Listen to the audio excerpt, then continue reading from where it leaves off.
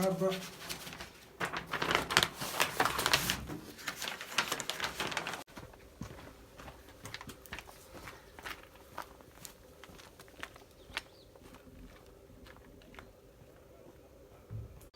Ciao ragazzi, ma voi lo conoscete il formaio nel pignato?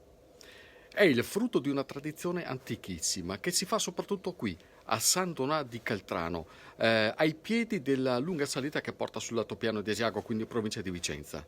E oggi è il giorno giusto per vedere come nasce questo prodotto familiare. Permesso, buongiorno. Oh, sono qua! Non si fa fin adesso. Caspita. Dove vai? Anche a quella mattina. Ma dove che siamo qua? Il formaio nel pignato nasce nelle famiglie. In pratica che cosa succedeva e succede tuttora? Succede che, per esempio, se c'era un pezzo di formaggio avanzato oppure il formaggio con qualche imperfezione che quindi non poteva andare sul mercato, veniva riciclato.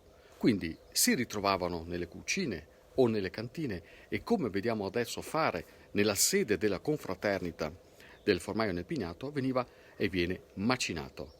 Un lavoro che viene fatto completamente a mano con 4 tipi di formaggi, ai quali, una volta tornati pasta, viene aggiunto il vino bianco, che serve sia per garantire l'allungamento della conservazione, sia per impreziosirlo come sapore, insieme a un pizzico di pepe.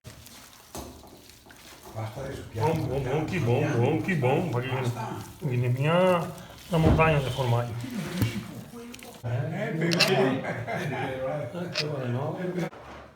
Oh. Sì, in macchina.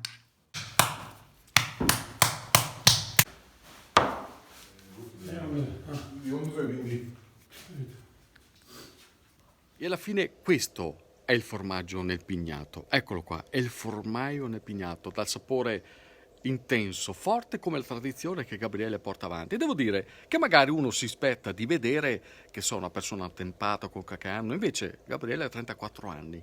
Perché la porti avanti questa tradizione? Perché Stefano, il cibo è sacro e non si butta via niente. Quel poco che il duro lavoro riesce a dare lo si porta Certo. fino in fondo. Pensate, un alimento di riciclo, povero, che è diventato una ricercatezza, dico bene. Sì, è diventato un prodotto gourmet, diciamo, anche ai palati più raffinati o negli abbinamenti più azzardati lo ricercano in molti.